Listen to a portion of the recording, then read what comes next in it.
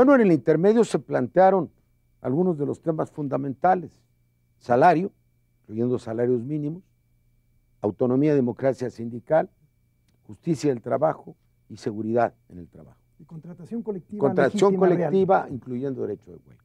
Empieza por el que quieras, el que Empieza más por, te la- guste. por el que quiera.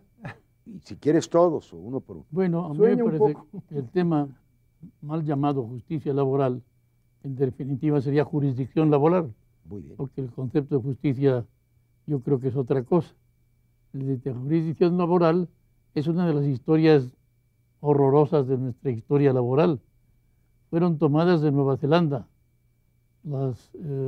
En Yucatán, Salvador Alvarado, gobernador militar, incorpora una ley de trabajo copiada de Nueva Zelanda. Pero boticario de origen. ¿eh? Boticario de origen, don Salvador Además, Alvarado, sí. A ver, 1915. es un personaje que me parece fascinante. Mi Salvador, sueño, tú que hablabas de soñar. Salvador Alvarado, Un precursor. nacido en Sinaloa, desarrollado en Sonora y hecho famoso en Yucatán. Así es.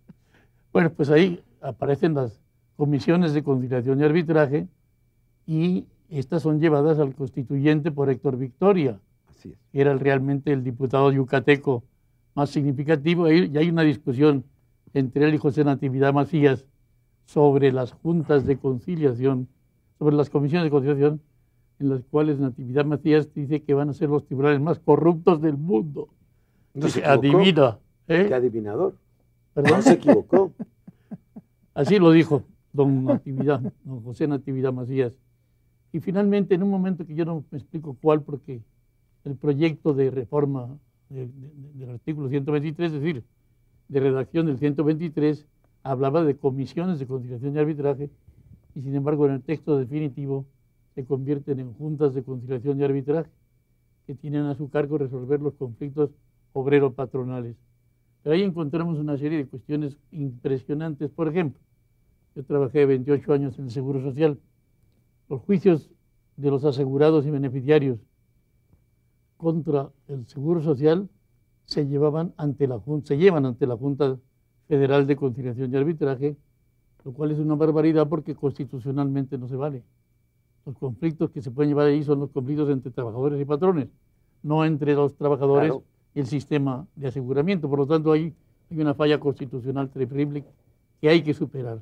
Nosotros hemos propuesto en nuestro famoso proyecto del PAN que los jueces de lo social tuvieran competencia para asuntos laborales y asuntos de seguridad social. Ese sería un tema. Y además eliminar la representación obrera. Pero no los fiscales, los de la relación entre el instituto y los asegurados. No los fiscales. Sí, y los La derechohabientes, relación no los de la asegurado, relación entre la empresa, que esos se van por el Tribunal Fiscal de la Sí, Federación. pero la relación de asegurado con asegurador no es una relación laboral. No, Y claro. se está llevando actualmente Claro, en la Junta Federal claro de que es una Conciliación. Y yo creo que esto hay que eliminarlo y en esa transformación de las juntas en tribunales sociales, incorporar a las facultades de los juzgados de lo social el conocimiento de esos temas. Desde luego esto es fundamental. ¿Qué otras cosas podrían hacerse?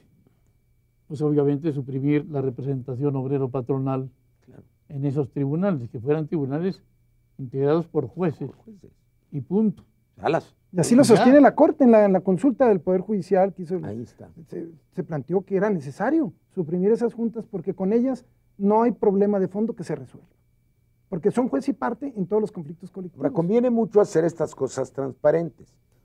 Yo quiero reiterar que en el paquete que estamos armando en la comisión, que somos asesores y los diputados, senadores especialistas, vamos a plantear al Pleno de las cámaras decisiones que estamos tomando. Mañana, a las 12 del día, en el capítulo de fortalecimiento del Poder Judicial, vamos a revisar el texto en el cual todos, sin excepción, todos, los tribunales administrativos, así entendidos, incluso el Tribunal Fiscal, sobre el cual ha habido polémica, Muy si debe, justas. y justa, pero está planteado así, y desde luego, comenzando por las juntas, pasarían al Poder Judicial. He tenido reuniones con magistrados y lo ven con muy, muy buenos ojos. Salario, ¿por qué no entramos? A mí me preocupa que en la agenda nacional, y lo dije esta mañana en la Universidad Nacional, en un debate sobre la izquierda, incluso en la agenda de la izquierda, salvo de muy pocos sindicatos, si lo menciono no puedo estar el compañero diputado aquí, salvo de muy pocas organizaciones sindicales, se ha borrado el tema del salario, que es vital para el funcionamiento de la economía del país y para la dignidad de los trabajadores y de sus familias. ¿Cómo verías tú? Te preguntaba en el intermedio, Néstor, ¿cómo le harías tú con el salario mínimo? No, ninguna duda cabe que con este salario que vivimos no hay posibilidad de transitar hacia ningún lado. Nos hemos ido convirtiendo con el tiempo en uno de los países de más bajo salario, incluso con respecto a países de Latinoamérica y de economías mucho más, digamos, reducidas y precarias que las nuestras. El problema del salario está en el centro de la discusión. Ustedes verán que en todos los conflictos que hemos vivido recientemente hay un enojo tremendo de la gente cuando dice, ¿cómo vamos a vivir con 3 o 4 mil pesos? ¿Ya se acabaron los topes, Arturo? No, los topes salariales subsisten, obviamente que hay topes salariales y se van instrumentando de distinta manera. Simplemente el Estado, digamos, si me refiero al Estado federal y también a muchos de los estados de la República, se han convertido en los empleadores que imponen esos topes, que contratan por la vía precaria y que van reduciendo la protección de los trabajadores. Entonces yo diría que el tema del salario es uno de los grandes temas. Hay varios pensadores que así lo sostienen. Hay un filósofo, Franco Avicoli, italiano, aquí en México, que permanentemente está insistiendo en el tema y dice, si no se toca el tema del salario, no hay justicia en este país. Ese es el gran tema. Y está enmarcado sin duda con el tema de la democracia. ¿Por qué? Porque el tema del trabajo no se puede pensar individualmente. La democracia sindical, ya se decía, la contratación colectiva real, porque ese es el entorno en el que se puede dar la flexibilidad y la solución a los grandes problemas que le llaman de la productividad. ¿Cómo hacer que la ley, que son reglas mínimas, se proyecten hacia las realidades de las ramas de industria tan distintas unas y otras? Y esos temas, democracia, contratación colectiva, justicia y poniendo en el centro el tema del salario, yo creo que es realmente el escenario en que nos deberíamos mover. El proyecto que hoy presenta la Secretaría del Trabajo no toca ninguno de esos temas. Así que podemos concluir que en relación a las preocupaciones de fondo del mundo del trabajo, se le dio la vuelta, lo cual es prácticamente hay que volver a poner renunciar a la agenda. Yo nada más quiero hacer una aclaración, no me gustaría intervenir mucho, pero yo fui secretario del Trabajo y se dice que tuvimos los salarios más altos de la historia de México, no sé, ustedes lo comprobarán. Nuestro gran maestro, el maestro de la Cueva, salía a decir que hay 3 salarios, el salario mínimo, que no tiene nada que ver con la productividad que está definido por la Constitución, aquel que permite al trabajador, a su familia, satisfacer sus necesidades con dignidad, etcétera. El salario que llamaba remunerador, aquel que corresponde a la calidad y la cantidad del trabajo, y el salario que él llamaba justo, que es el que deriva del equilibrio general de los factores de la producción, que fue por el cual aceptamos la huelga general en 1973, por ese concepto, del equilibrio general de los factores de la producción.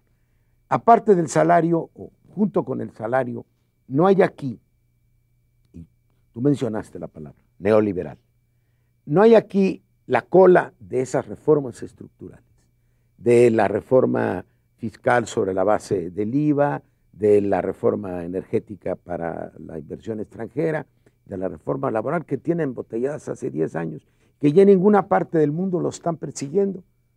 Somos un país absolutamente extemporáneo. Ya el neoliberalismo va de salida, pero estas gentes sin noción de Estado ni de historia tratan todavía de imponerlas. ¿No lo verías así? Sí, por supuesto.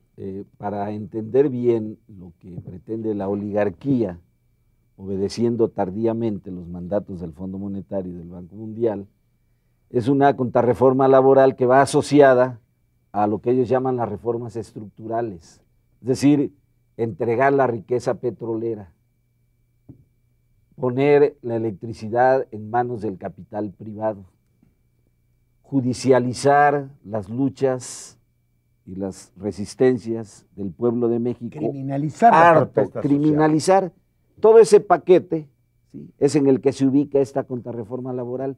¿Quién la pide? ¿La piden acaso los trabajadores? Los trabajadores están pidiendo salario, buen salario en este momento.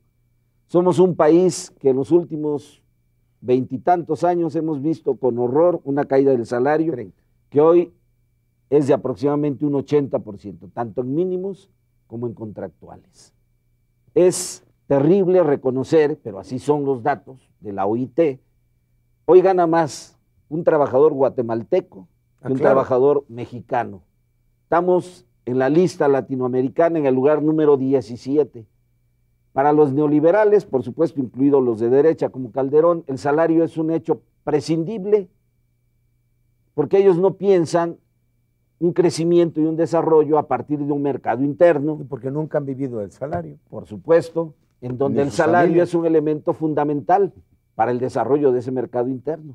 Para la familia mexicana. Entonces, lo que están ofreciendo Calderón y demás con esta contrarreforma laboral es decirle supuestamente al capital transnacional, vengan porque este es el paraíso fiscal, no van a pagar impuestos, vengan porque aquí los salarios son de hambre y vengan porque aquí se van a encontrar con trabajadores polivalentes, multiusos, sin condiciones de seguridad y de higiene, dispuestos a todo para que vengan a invertir en este país. Ese es el horizonte al que apunta la contrarreforma laboral, que, insisto, no es solicitada por los trabajadores, ¿sí? Es una obsesión de la oligarquía que en lugar de invertir en maquinaria, herramienta, en elevar la composición orgánica del capital de sus empresas, nuevas tecnologías, pretende seguir acumulando más riqueza a costa del hambre y del sufrimiento del pueblo trabajador. ¿Tú lo ves de manera semejante en esto? Mira, yo lo que noto en materia de salario específicamente es la forma de determinarlo, quiénes son los sujetos que intervienen en esa determinación. Aparentemente la Comisión Nacional de los Salarios Mínimos, encabezada por un funcionario que depende de la Secretaría de Trabajo, sería la que tomaría las decisiones. Pero es evidente que no. Esa Comisión Nacional no hace más que cumplir las órdenes que recibe de dos instituciones superiores, el Banco de México y la Secretaría de Hacienda y Crédito Público. ¿Por qué? Porque ellos tienen en cuenta el juego de la inflación y piensan que un incremento excepcional de los salarios mínimos va a desatar la inflación, y la inflación tiene unos valores políticos muy importantes. Nosotros, mientras dependamos de una organización así de los salarios, realmente no vamos a llegar a ninguna parte. Lo que tú decías hace un rato es cierto, cada vez están más bajos los salarios, cada vez se puede ganar más con ese salario, cada vez se puede ganar menos con ese salario. Pero por otra parte, ¿qué es lo que está pasando? El trabajador con salario mínimo no gana lo suficiente, se va a la economía informal. Exacto, es muy importante. Y la economía informal, como quiera que sea, es una economía que implica desempleo, porque no cotizas en la seguridad social, no tienes una serie de prestaciones, no estás sometido a los controles de las juntas de conciliación y arbitraje, y entonces se desarrolla una economía informal que es superior, pero muy superior a la población económicamente activa. Fíjate que yo tengo un cálculo, el Seguro Social aparentemente tiene 14 millones de afiliados. Yo pienso que habrá un par de millones más en el ISSSTE, más o menos. Son 16. Me atrevo a suponer que habrá 4 millones de comerciantes profesionales libres, etcétera. Nos da un total de 20 millones de población económicamente activa, cuando realmente la población económicamente activa es de 55 millones, lo cual significa que tenemos un desempleo del 60 y tantos %. Claro. Entonces, a partir de allí, todo lo demás se explica. El tema, porque vamos a un bloque que deja planteado Néstor, me parece muy importante. Hay un proceso de informalización de la economía del país, que primero fue una vía de escape de la política neoliberal, bajó el crecimiento. Cuando empezó a crecer la economía neoliberal, comenzamos las campañas electorales, pero a ras de tierra, yo solía preguntarles a los tianguistas. Ahora ya ha cambiado eso. Oye, los que venden chunches de, por ejemplo, de plástico, ¿tú cuánto ganas? Pues aquí 2 veces salario mínimo, licenciado. Y los de aparatitos eléctricos, yo 3 veces salario mínimo, licenciado. Y los que vendían fayuca X, yo 4 veces. ¿Cómo durante años el referente del tianguista seguía siendo el salario mínimo? Y la libertad de actuar. Entonces, la informalización de la economía tiene que ver también con la economía del narcotráfico y el crimen organizado, con que la mitad del país, o menos, vive en el Estado de Derecho y la otra mitad no vive en el Estado de Derecho. Vive fuera del fisco, vive sin ninguna regulación legal. Entonces, en realidad hemos creado 2 países. el de la informalidad, que está fuera del Estado de Derecho, y el de la formalidad, en el cual a unos cuantos se les saca todo el jugo. Vamos a ver. Nomás me estaba acordando el detalle. Tú sabes que cuando estuvo López Obrador de jefe de gobierno, su política fue incrementar a los trabajadores salario mínimo más 2 puntos permanentemente por arriba de la inflación. Ese era el proyecto, o sea, un proceso de de 10 recuperación. años. Sin mucho rollo, hasta eso ni siquiera lo presumió mucho, pero es interesante cuando hablamos de soluciones. Ahora, hay una pregunta que queda, ya nos están llamando todo el bloque. Dentro del proyecto del Frente Amplio Progresista está pasar de una antigua idea, desaparecer, como tú dices, la Comisión de Salarios Mínimos, que es otra versión de la Junta, sí, claro, y pasarlo a una comisión, o bien una comisión de la Cámara de Diputados. ¿Sí? Y esa comisión de salarios mínimos, tiene que ver con la planeación del desarrollo, porque evidentemente la redistribución del ingreso tiene que ver fundamentalmente con el salario y con el régimen fiscal. De eso vamos a discutir en el último bloque.